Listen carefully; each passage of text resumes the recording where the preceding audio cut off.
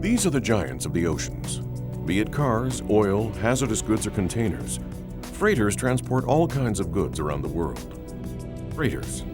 Without these floating giants, world trade would come to a halt. More than 7 billion tons of goods are transported by sea every year. Consequently, these steel giants are the most important means of transportation, ahead of both aircraft and trains. And the demand keeps on growing. Shipping companies all over the world are in need of ever bigger cargo and container ships. To build a new ship is very costly. Shipbuilders have therefore found a less expensive and time-saving solution. They cut the ocean giants in half and extend them. It may look easy, but the process is highly complex. To cut a ship weighing 15,000 tons in half, engineers have to plan months ahead. The cargo ferry, Torbegonia, is also going to have more loading capacity in the future. The shipping company has decided in favor of an extension.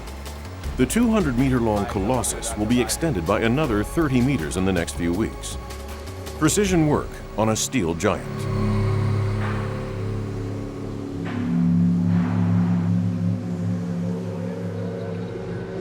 Germany, Bremerhaven 4 weeks earlier. In the German shipyard Motorenwerke Bremerhaven, everyone is getting ready for the ship extension. It is shortly before 6 in the morning. The final preparations are on the way. After an 18-hour journey, the ferry belonging to a Danish shipping company is coming in.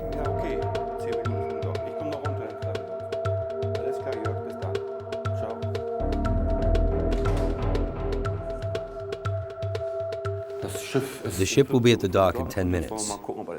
We're checking if everything's ready. Are you nervous? No. The docking process is a totally normal procedure, but it's the beginning of 35 days under pressure. Detlef Nunke is the project manager and will be in charge of time management. He and his team have already performed 9 extensions in the past 4 years. It is important to stick to the deadline. Every day the ferry is not operational is costing the ship owner 15,000 euros. The docking process has to be precise to the meter. With absolute precision, the 26-meter wide ship enters the mere 35-meter wide dock. Jörg Palanton is the man responsible for the actual extension. As the technical project manager with a degree in mechanical engineering, he coordinates all the tasks and is the contact person for everybody involved. The most beautiful thing for me is the conversion of big ships. It's a thrilling task. It's very exciting, a lot of fun. Of course, there's the necessary preparation phase, all the planning, which is part of it. But the actual phase of converting is the most fascinating part, and for me, the most beautiful thing in the world.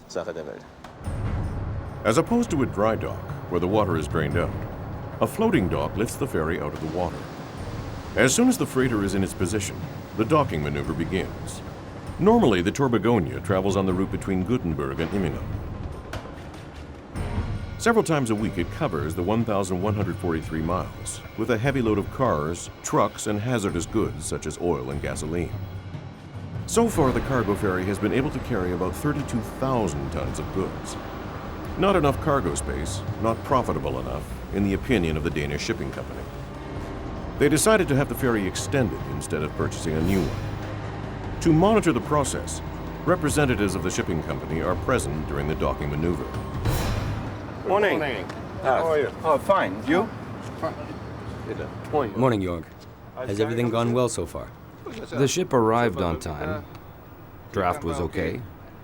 We pulled her in. At the moment, we're experiencing a bit of wind. She moved a bit to port, and we're pulling her back into position now. Everything's looking good at the moment. More draft, that's the other one, yeah? Yeah, but I think we're not pretty sure, but she flew in anyway, so it's Okay. pretty much we emptied everything stone, so it's perfect. So we will start for the next 35 days, yeah? Yeah, lovely.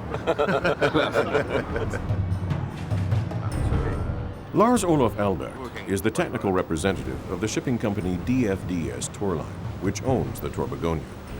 For him, the extension has clear advantages. We need to increase our capacity on our line to Gothenburg to Immingham. And by doing this, we increase it about 25%. Instead of building a new ship, so to say. It's more cost effective.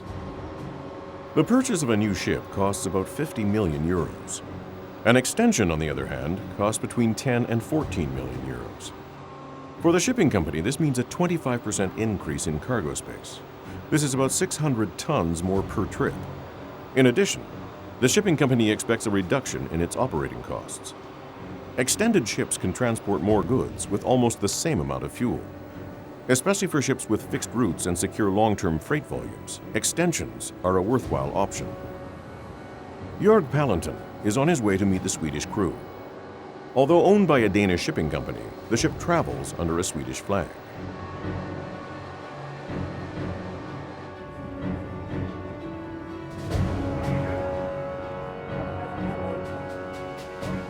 The mechanical engineer will be working hand in hand with the Swedish crew in the next few weeks. Good morning. My name is Palantin, I'm the project manager.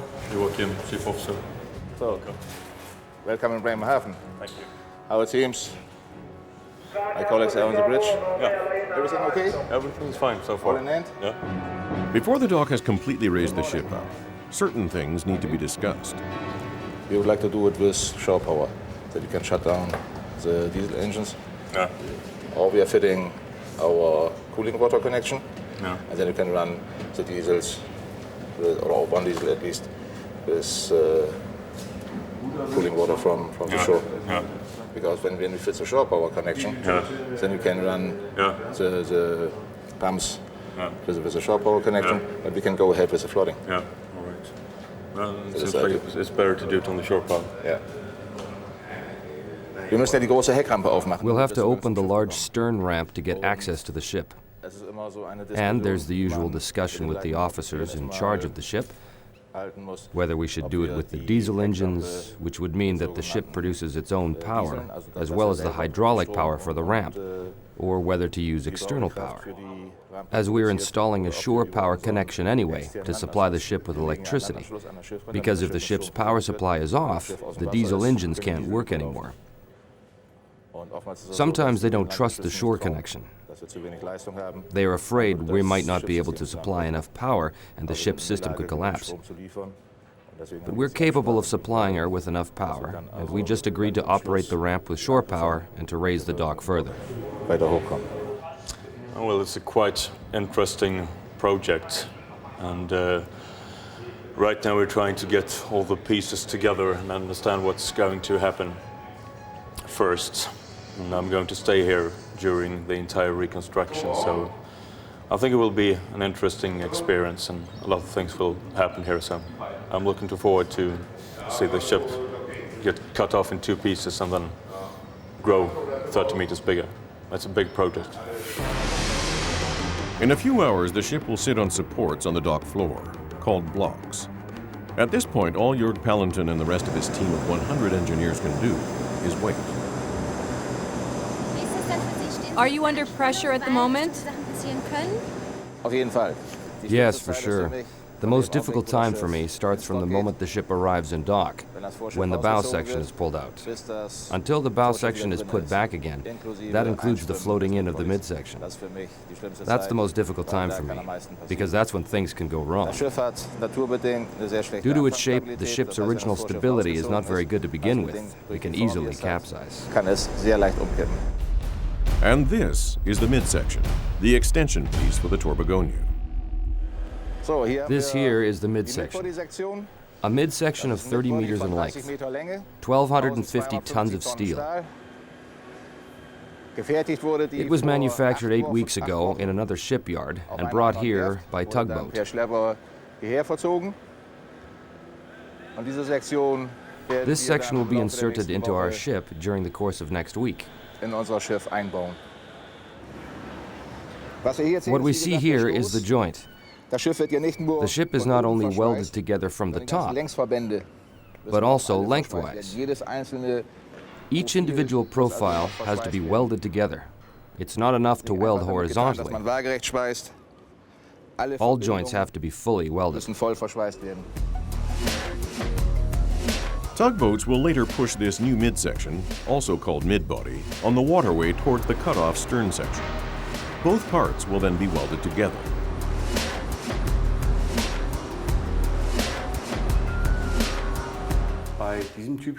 With this type of ship, it's not quite as simple, because this is a rather narrow ship. It barely has a main structural rib. That's why the cut has been placed in a rather difficult spot. But it's the only one that works. Because the top structures are protruding that much, we'll have to burn off the outer skin up here to be able to float the bow section and move it out of the dock. Then we will raise the dock again right away and float the midsection in, which will be inserted as midsection here. As soon as it is in, the ship is put into dry dock. It will be aligned, and we will start with the rear joint, connecting the old ship with the new midsection. According to schedule, we should do the same process again 6 days later. Move the bow section back again, align, weld. Sounds simple, but it isn't. With a speed of about 5 centimeters per minute, the dock is lifting the ship up. Suddenly, the dock maneuver comes to a halt. The diesel tanks are not empty as they were supposed to be. To empty the tanks, the crew needs their diesel generators to produce the necessary power. The docking process has to be interrupted.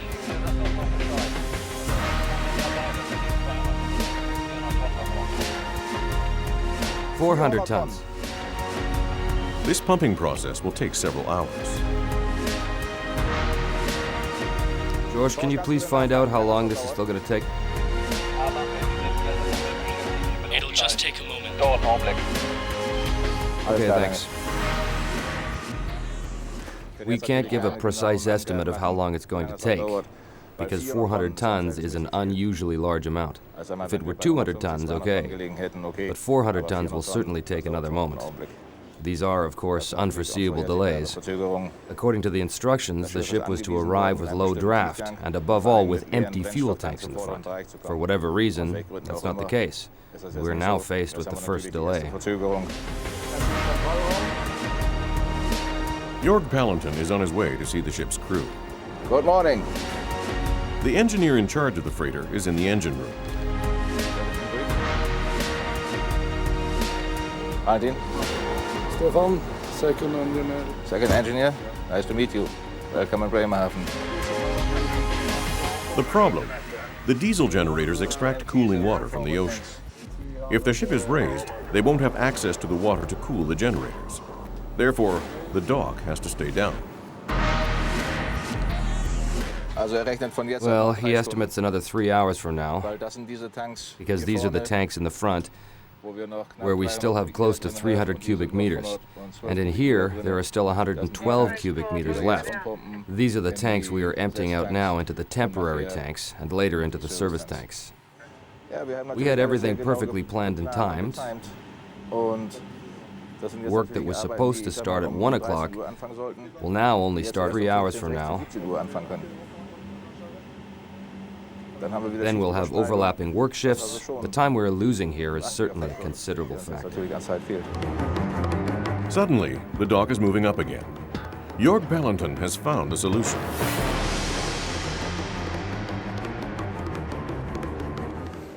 In 3/4 of an hour, we're going to be dry. The delay is not that bad after all. Why not? Because the crew or the officers have given us permission to continue pumping, although the fuel has not been totally transferred. They've agreed to run the pumps on shore power and not with their diesel engines. And that's why we can raise the dock higher up. The ship's diesel generators can be switched off. The pumps will be powered by shore power. The docking maneuver can continue. At a height of 7 meters, the ship has reached its final position. The workers immediately move onto the dock and start preparations for the cutting. Machines, tools, construction materials, everything has to be moved to the dock. When ships are extended, it is in general important that the cut is made at the main structural rib of the ship. This is the load-bearing component at the widest part of the ship's hull.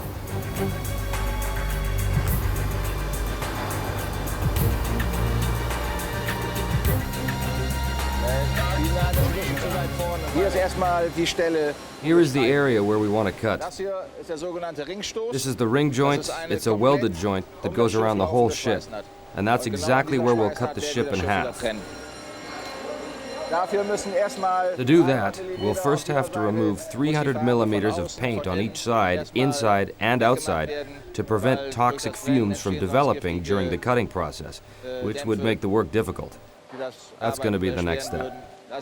The painters are about to set up their equipment. With 2400 bar pressure, the paint will be power washed away with water. To be able to do that, the tanks will have to be opened from the inside to let the water run out. That's what's also happening right now. Up there in front, you can see where the first tanks are being opened, the leakage valves where the ballast water is running out. Then the tanks have to be cleaned on the inside, because experience has shown that silt tends to collect inside, which has to be removed so that the workers can do the torch cutting from the inside. The ship has 4 decks, all of which have to be separated. Here we are on the upper deck, and the welded joint runs along here and up here. All the connections we're seeing up there will have to be cut. Here you can see the longitudinal supports, which will all have to be cut.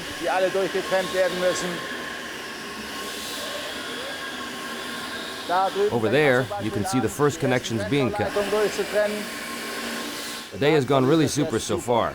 Now we can go full steam ahead.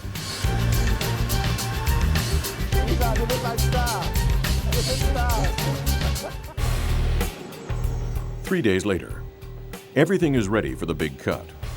All requirements for this marathon operation have been met.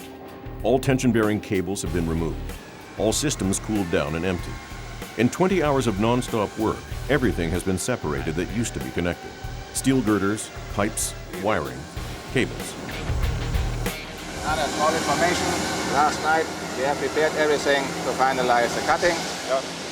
Now we have 2 meters remaining. Now we would like to show you the last cutting where we can... This is a crucial moment. The indestructible steel giant is cut into 2 halves. The 15,000-ton freighter is separated from its 6,000-ton bow section. This is also a happy moment for Arne Blaber, the boss of the DFDS Torline Shipping Company. It's a big project we started 1.5 years ago, and there's been a long and hard work to prepare drawings and everything. Yeah, I'm looking very much forward to finalize this one, because then it's summer holiday. But before they reach that point, they still have 5 hard weeks ahead of them. In the coming weeks, they will pull the bow section away to insert the midsection and weld everything together. We've finished all the preparations for the cut. We are now going to start cutting on the outside on the port side. We'll cut the so-called pipe tunnel so that we will be able to perform and above all finish the cut all the way around. The tension is mounting. The interesting part of the job starts now, making sure everything has been cut. If only 1 centimeter of the joint is still intact, we have to stop pulling. It is so strong that you can't pull any further. It has to be carefully inspected and checked. That's the important thing. To separate the ship, 80 shipbuilders are working at the same time. The ring seam is the joint where the ship was welded together when it was originally built. The ring seam at the main structural rib is at the widest section of the ship. It is now being cut open by the shipbuilders. The joint has a circumference of 100 meters. Jörg Palanton is supervising the work. Stop! Cable! Only a few more centimeters are connecting the ship's halves. The welders are cutting the ship further and further apart. An exciting moment for everyone involved.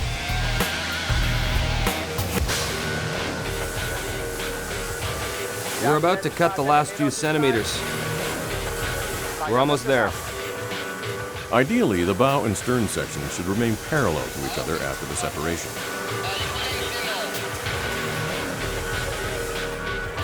It would be a problem if the ship shifted now. That's the stern, that's the bow section, here is the cut.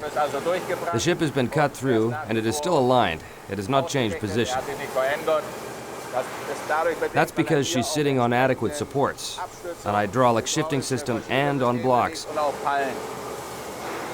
to make sure the ship stays in position and can be pushed forward in a controlled fashion and remain stable. With a temperature of 1500 degrees, the welders are separating the steel hull and all cross connections on the decks. Done. The cutting process is now finished. Now we can go back to the cut and have another look. It is important that both halves are parallel to each other. A shift is an indication that something got stuck. It's still properly aligned. That means the ship did not change position. It didn't veer to either side. The support we built underneath the ship is right on. Now we're going to check the whole cut again from top to bottom to make sure we didn't miss a spot. And then we can start to pull the bow section forward. The Torbegonia has been cut through. There will be one more final check. Before the hydraulic system starts pulling the bow section away, Jorg Palanton has to make sure that there isn't a spot that hasn't been cut through, or a cable that may have become stuck. To that effect, Jorg Palanton checks the ship's alignment on each deck. We are now checking the alignment of the whole substructure. The difference in height is normal because of the weight on the deck. But the longitudinal alignment of the substructures, the fact that they remained the same in the front and rear section after cutting, is proof for us that the ship is still aligned. The ship's halves are well aligned. The engineers are now in a position to pull the bow section 20 meters ahead. The team of shipbuilders has carefully separated 800 cables, 60 pipe connections, and 250 meters of steel. The first officer of the Swedish Torbegonia, Joachim Dahlberg, is satisfied. So far it looks like there is a hole in between, so now we'll see in about 40 minutes if it's completely cut and if it will split apart. So we still have 40 exciting minutes to wait. That's all I know so far, but it looks good, I think. The critical moment is imminent. Bow and stern section are about to be pulled apart. Although project manager Jorg Palanton has inspected the joint, they will only know for sure that no cables or scaffolding have become stuck after the first few centimeters. This is a dangerous moment. A force of several thousand tons is pulling on the bow section.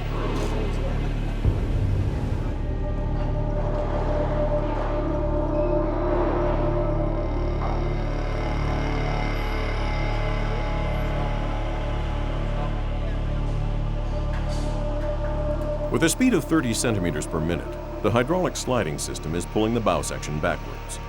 The first 50 centimeters are done. Nothing is stuck. Bow and stern can be pulled apart.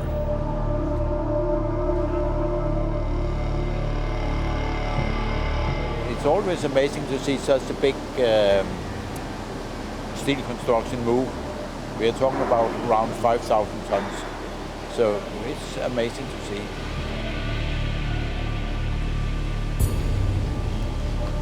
The whole bow section is placed on a special hydraulic sliding system. That way it can be moved horizontally and vertically.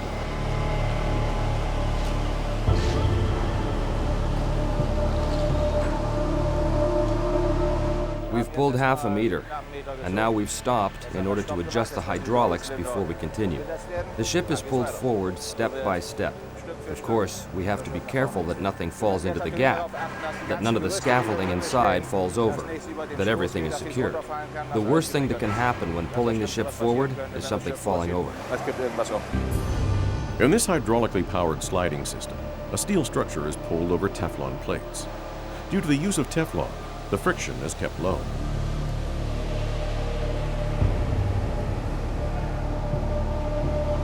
Everything looks good. Detlef Nunke and his Swedish colleagues are satisfied. Yeah, I think we are start very good now. Yeah. And hopefully everything will be go well that we can undock everything on Thursday. We can close the pipe tunnel tomorrow and go as planned. So it looks very good. I think on Thursday we will do with the flooding at 7 o'clock and the tugboat's ordered for 9. Good. That means I think we will bring the mid-body in at noon. The bow section has now been pulled 8 meters along. It will be 20 meters in total. They're proceeding millimeter by millimeter. The sliding system is a perpetual system. The shipbuilders can continually extend tracks at the rear and remove them in the front. The bridge is the nerve center of the freighter. It is where all the information comes together on the ship. It is now hanging 15 meters in the air, only held up by a few supports.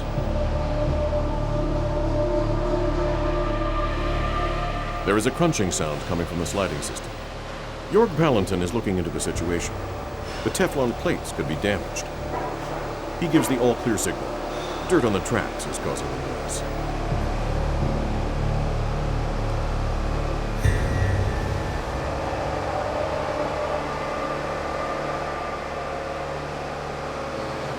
We're pushing a weight of 5,500 tons. If we get a bit of sand onto these Teflon plates, they will produce this crunching sound due to the heavy weight on top of them and due to the shifting. It is transformed into vibrations, which produce this nasty sound. It's nothing serious, but has to be monitored. The areas in front and behind are being cleaned, relubricated. Only the area underneath, where the sand is located, cannot be accessed. We just have to move over it. That's okay. The gap is growing, making space for the 30-meter-long new midsection. The Torbegonia is the third ship of the Danish shipping company to be extended by 30 meters here in Bremerhaven.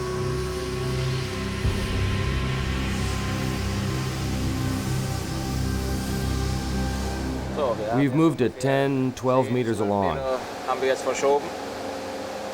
I assume we'll need another 6 to 8 meters until we're out of the area on top. The cut looks good. It's nice and clean.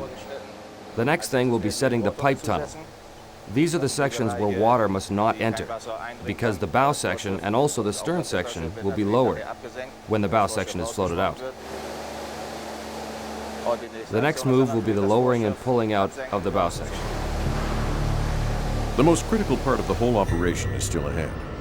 The bow section has to be floated out, and that happens a day later. Overnight, the shipbuilders welded all pipes and cable connections shut. With bulkheads, they closed off the lower deck, making sure that no water can get in, as this would compromise the stability of the bow section. In a few minutes, the dock is being lowered.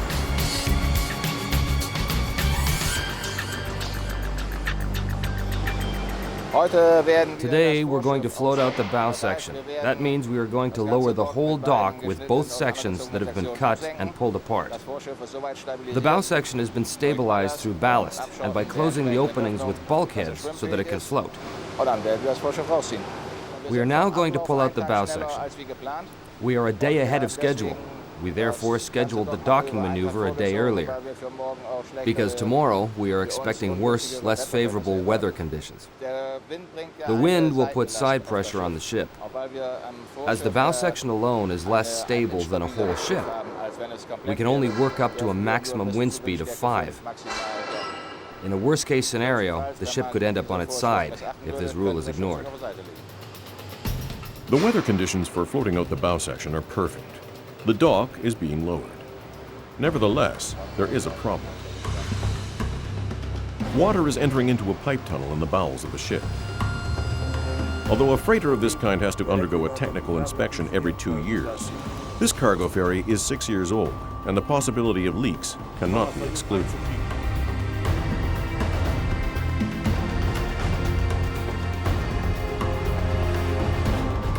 By the looks of it, it's probably a valve that's not tight. That means water is entering from a tank into our pipe tunnel. And this pipe tunnel is the longest artery that runs through the whole ship. It contains everything: cables, pipes. There must not be any water in it. That means we have to stop working until we're sure that the valve is shut again. Only then can we continue. Jorg Palanton shuts off some valves, but that doesn't help. it is still not clear where the water is coming from. Every day the ship is not operating on its normal route is costing the shipping company 15,000 euros. A good reason to avoid unnecessary delays.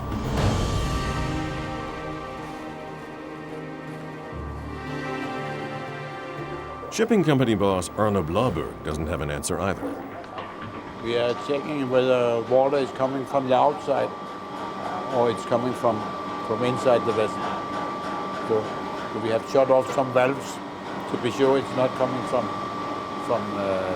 the shell, but somewhere inside the vessel. Matches in place. Now they're going to get a hammer to tight the matches. Jörg Palanton has found the faulty valve. It didn't shut properly. Water has entered into a pipe tunnel. Arne Blauberg and his shipping company are lucky. Had the leakage not been discovered, the shaft could have filled up completely and caused the freighter to become dangerously imbalanced. Yeah, exactly what we thought. A defective valve.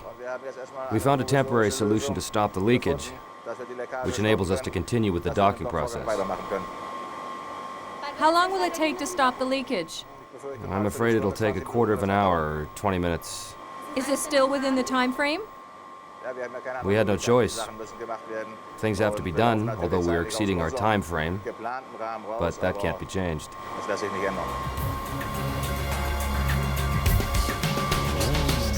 After a few minutes, the problem is solved. We can now continue with the docking. Despite the fact that this is only half a ship, it floats, even upright. The valves are tight. A total of 3 tugboats have arrived. In a few minutes, they're going to pull the bow section out of the dock and to the pier. It will stay there for the next few days until the midsection is firmly attached to the stern section. Basically, any ship can be extended. There are no limits to the size of the midsection. Worldwide, ships have been extended by as much as 55 meters. It is always necessary to move the bow section. For Jörg Palanton, one of the most exciting moments.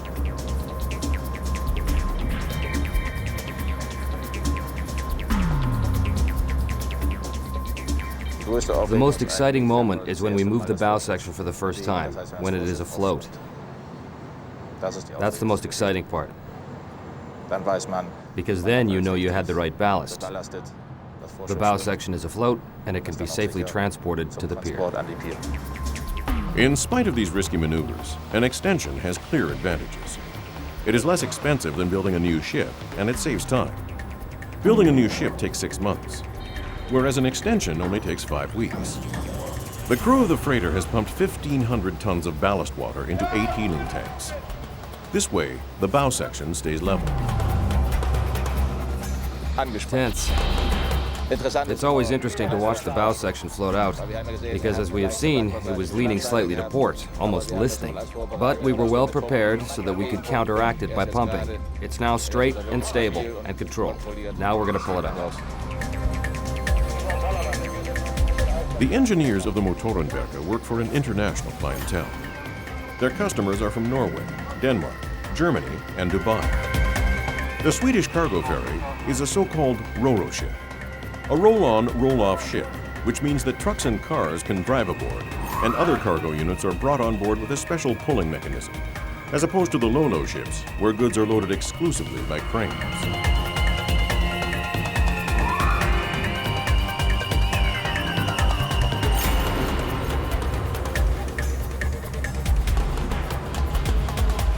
On the last few meters, a team of 12 dock workers is navigating the bow section. Then, a tugboat takes over that half of the Colossus. The Torbegonia is a double-hulled ship. It has 2 outer skins. Between them, there are 16 ballast tanks distributed over the whole ship. This type of construction provides protection in the event of an accident. The moment each of the 280 engineers and dock workers have been waiting for. The arrival of the 1,250-ton midsection. By sea, the midsection has been towed from Wolgast, where it was built, to Bremerhaven, almost 500 kilometers. Ballast tanks are keeping the midsection in a level position. a scene that never ceases to impress project manager Jörg Palanton.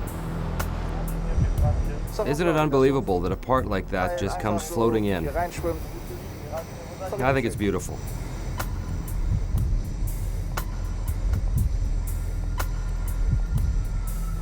Passieren kann Anything can happen. eigentlich alles. But the weather is perfect. We've almost no wind. We're well prepared. As soon as it's far enough in, we'll take over the lines, and then we'll pull it in. The midsection was custom built in a period of 6 weeks. 18 kilometers of cable and 1,000 meters of pipes have been installed in this section by the shipbuilders. The midsection has to correspond to the ship in every detail, such as width and height, and with respect to the pipes and cable connections.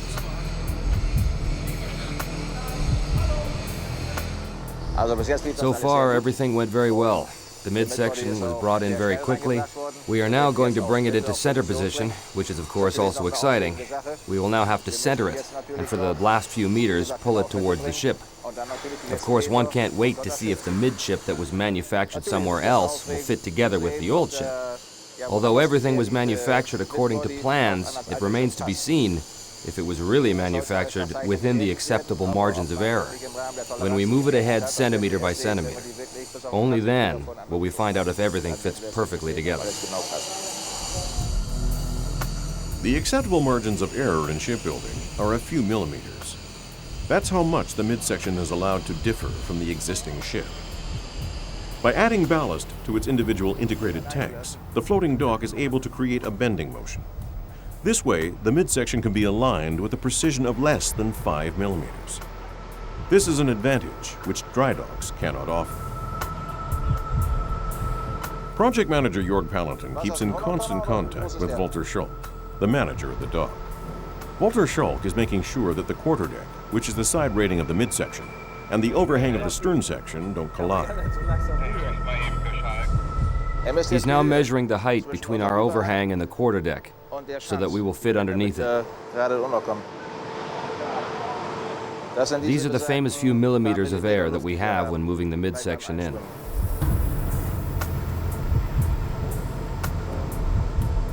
We now have 50 millimeters of air on port side. On starboard, it's 100 to 150 millimeters. That's quite sufficient. 1,250 tons of steel are being moved toward the old stern section, millimeter by millimeter. Midsection and stern section are almost parallel to each other, which is also to the credit of the surveyors one deck below. They're using what is called the level alignment method. Certain fixed points are used as constant points of reference. This allows them to precisely determine if the section is sloping or not.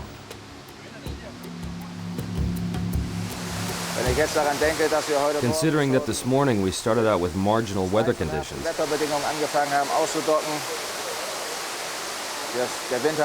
the wind fortunately died down, the undocking went well. We had a few problems with leakages, which, although not the responsibility of the shipyard, were able to be solved. On the whole, everything went very well. We were successful, and we are one day ahead of schedule. During the next 5 hours, Jörg Palanton and his crew are going to align midsection and stern section with millimeter precision. The engineers will then have to connect the ring joint, 60 pipe connections, 800 cables, and various shafts with each other. 6 days later, the midsection is now an integral part of the stern section. The joint is still under tension. The cross connections of the joint were used as support during the welding process to hold both parts in their exact positions. If a high wave hits the middle of the ship, the bow and stern sections will drop. Due to the additional 30 meters in length, the ship's leverage has changed. There are much stronger forces at work. To protect the crew of 26, the engineers had to reinforce the outer skins, decks, and walls of some tanks.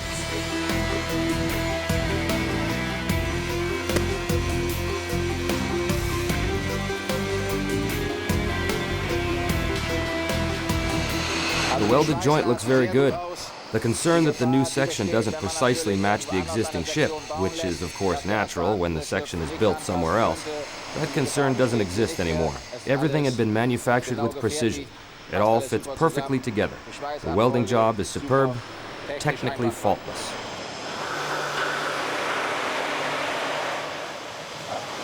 Superb. The advantage of ro-ro ships is that they provide flexibility as to the types of loads they can carry. In addition to containers, these cargo ferries can also transport trucks and cars and their respective people. The dock workers still have a long way to go before the extension is completed. Today, tugboats are going to bring back the bow section, which was tied up alongside the pier for a few days. This is another critical situation, because even a slight wind can cause the bow section to lean sideways. The engineers are working on a tight schedule. The ferry is supposed to be operational in a few days.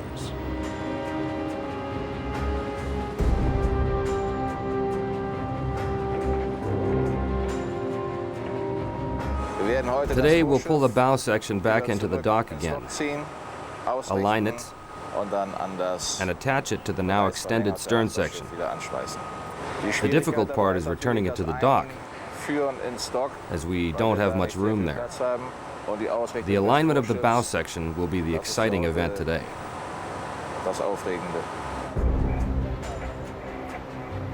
While the dock workers are tying up all the lines, Jörg Palanton can hardly hide his tension. This is a hairy, slightly dangerous situation. Because the lines are tight, of course. But everything goes well. Ro-ro ships are of great importance. They already carry a large portion of all the freight transported on the Baltic Sea. For Jörg Palanton, it is the third ship of this type, which he has extended by 30 meters. In a port, nothing may be moved without a pilot. Not even half a ship. That's why a pilot is now boarding the ship. He keeps in constant contact with the tugboat captains.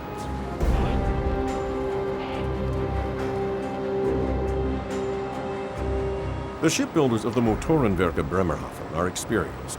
So far, they've extended 4 bulk cargo ships by 24 meters. These ships transport loose goods, so-called bulk goods, like iron ore, coal, or grain. They were also entrusted with the extension of a fishing trawler and 2 heavy lifts, short for heavy load ships by 20 meters. These transport extremely heavy goods. A trawler is a type of ship used in the fishing industry. Their latest projects were the 3 ro-ro ships for the Danish shipping company DFDS.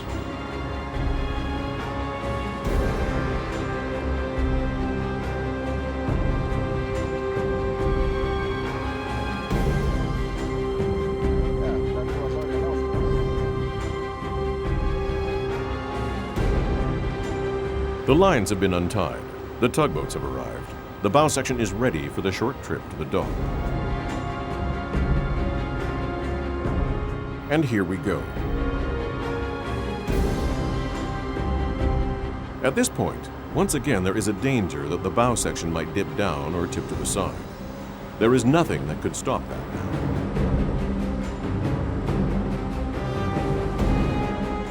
Now we can't influence anything anymore. The ship is now in the hands of the tugboat captains and the pilot on board. A moment of helplessness for project manager Jörg Palanton. One is tense during this process,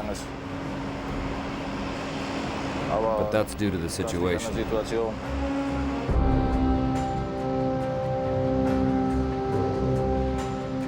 At least the bow section is floating upright. The port pilot has everything under control. Valves and bulkheads are tight. The amount of ballast is correct.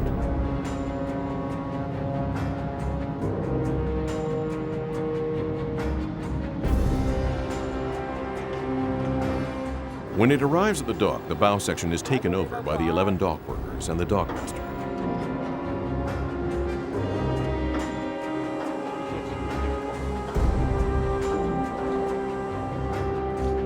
With their lines, they pull close to 6,000 tons of steel into the dock. Here too, it remains to be seen if the other side of the midsection will fit to the bow section. Millimeter by millimeter, the dock workers are pulling the bow section along, alternately pulling left and right. Only a few meters separate the two halves of the ship. Dockmaster and dock workers are working with utmost concentration to keep the bow section centered. With a difference of 9 meters, the dock is only slightly wider than the ship.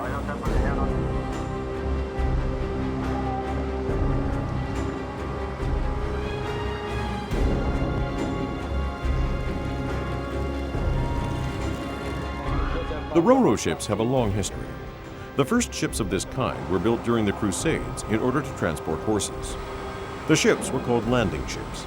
The horses could walk on board by a ramp.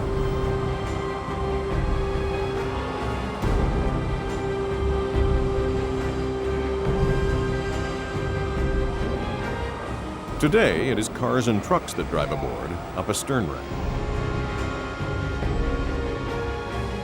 Jörg Palanton is closely monitoring every step.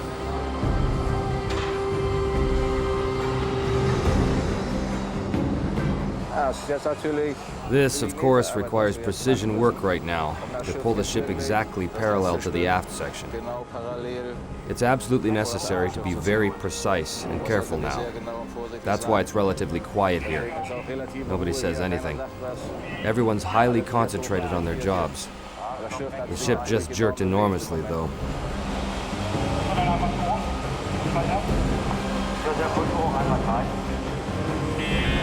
Concentration on the last few centimeters.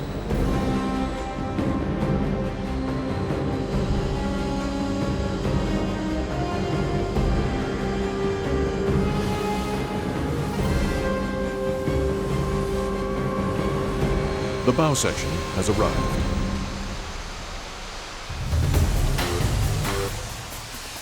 A weight of 6,000 tons is butting against the ring joint of the midsection. This requires careful handling. We now seem to have the first instabilities. We're now only a few millimeters away, and the bow section may have touched some scaffolding or something like that, and that's why we have to be a bit careful in that area. As they did with the midsection a few days ago, the engineers are now aligning the bow section with millimeter precision. Not an easy task. Again, tons of ballast water are required to keep the ship level, both horizontally and vertically.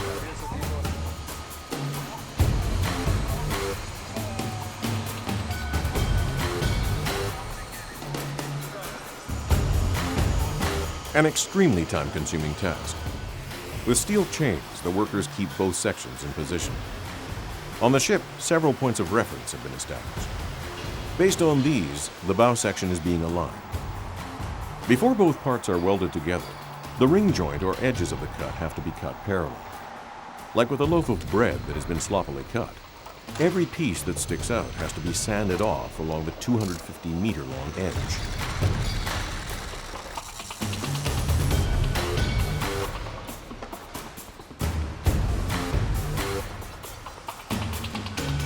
It is, of course, exciting to watch the ship come in on her last few millimeters. Is she going to assume the position she is supposed to? It really is precision work to move the ship in like that, because we're dealing with protruding railings and things like that she could hit. We are still in the process of adjusting everything with hoists. And in the next few hours, we will probably arrive at a good fit so that we can start doing precision measurements. Time to take stock. Considering we started to bring the bow section back this morning, floated into position, and in spite of some difficulties, managed to pull it within 250 millimeters of its final position, it has, on the whole, been a successful day, although occasionally it took some serious effort. But we did it again.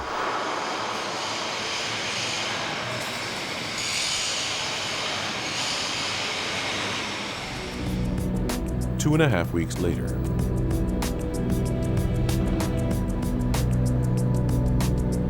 The Tor Begonia has been extended, and the ship has also received a fresh coat of paint. Now, it will be put to the test.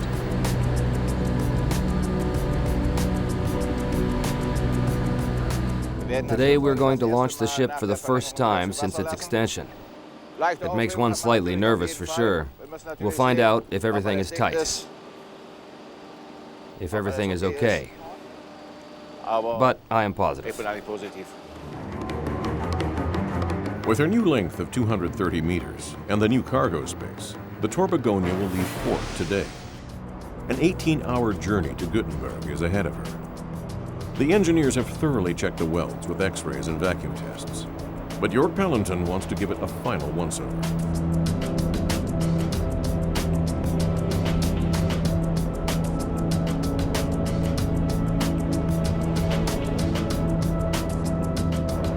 I have to check it all.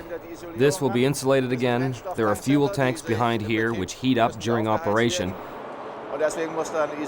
And that's why this needs to be insulated as a fire protection if something happened here on the ramp. It requires sealing. And until the insulation is put on, I'd rather keep an eye on it. He has to check even the smallest details, like these bilge wells. They are collecting wells where rainwater normally accumulates.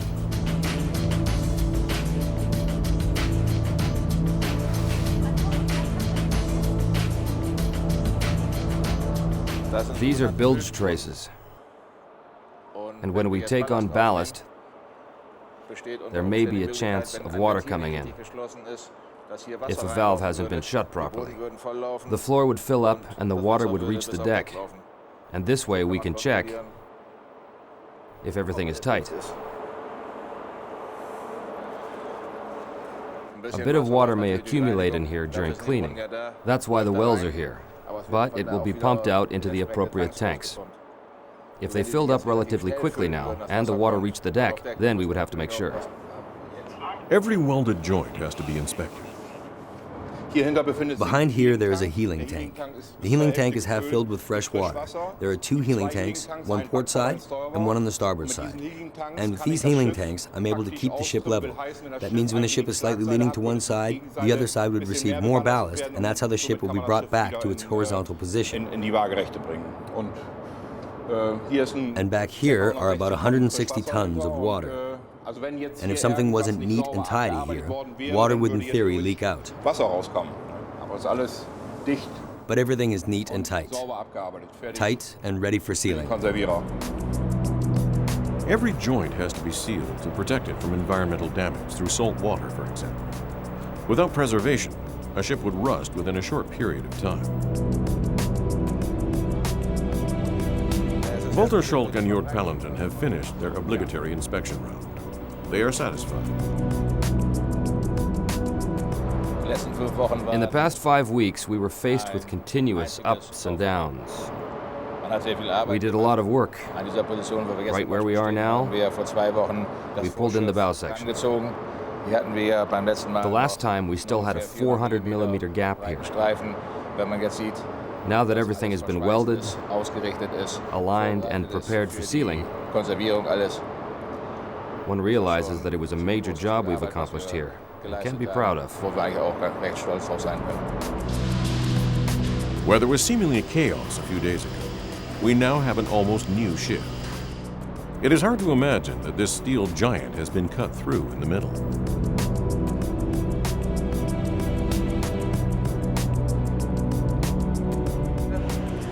Looking towards the stern to where the forklift truck is now, we've inserted a 30-meter-long midsection. And from there, further towards aft, we're looking at another 85 meters of old ship. And from this position here to the front, we were looking at 115 meters of the old ship. The last few details are being wrapped up today, like the final blasting of the ring seam. Here you see the so-called ring joint untreated. It has only been welded. It now has to be treated for the paint application. The whole section has to be blasted. Blasting means that the deck will be hit with half-millimeter steel pellets to remove all rust and paint residue, so that the deck is clean metal, so that the paint has perfect adhesion, because this deck will be subjected to extremely heavy loads with trucks driving over it. After her extension, the Tor Begonia now has 4,650 lane meters. This is the whole length of the truck lane on deck. Before, she only had 3,831 lane meters. York Pallonton does his final inspection on the bridge. Together with the ship's crew, he checks the levels of the 16 ballast water tanks. The tugboats are expected to arrive in a few minutes.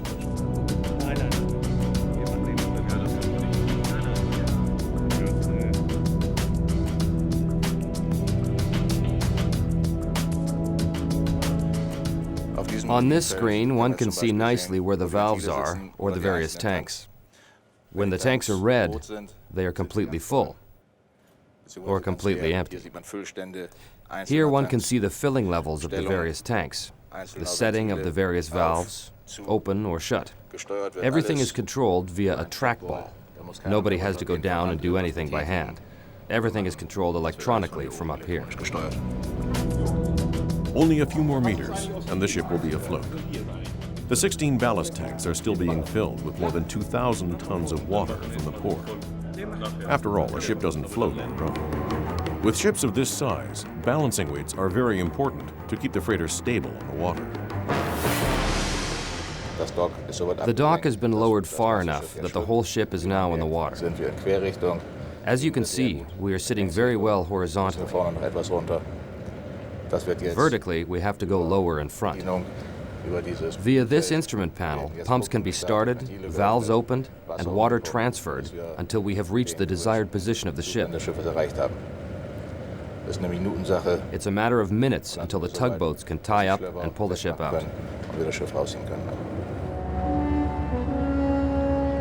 The tugboats have arrived. Joy and relief also among the ship's crew.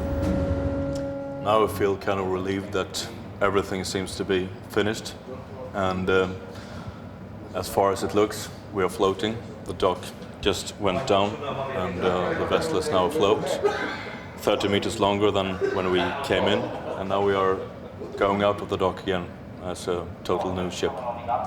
So it feels good to me.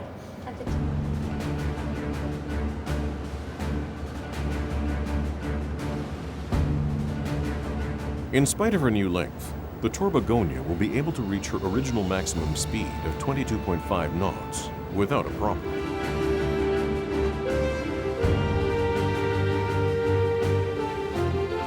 The ship runs on heavy oil. Its fuel consumption has increased by 5 tons per day due to the additional weight of the midsection.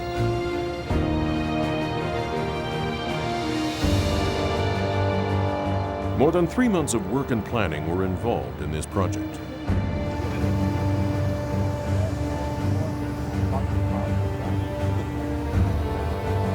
How do you feel?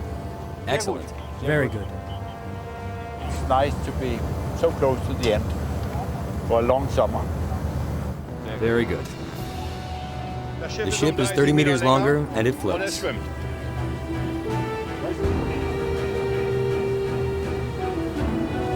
Extended from 200 to 230 meters. A new weight of 16,250 tons of solid steel. An increase in cargo space of 25%. The ship can now transport 6,000 tons of additional freight. Reborn, the Torbegonia is conquering the North Sea once again. She will resume her route between Gothenburg and Immingham.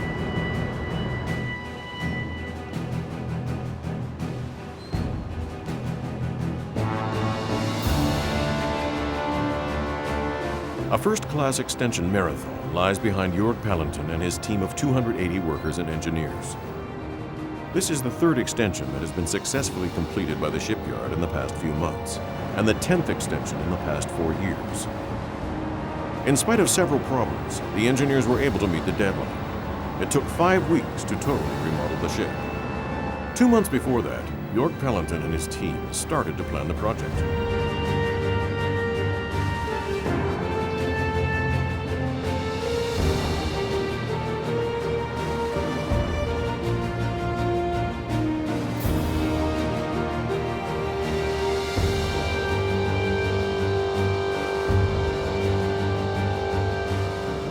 In Europe alone, there are 20 shipyards performing ship extensions. Given the increase in the transport of goods by water, this is a cost and time-saving alternative to the purchase of a new ship. An extension is also environmentally friendly. By increasing the cargo space by 25%, the shipping company is saving 1 in 4 trips.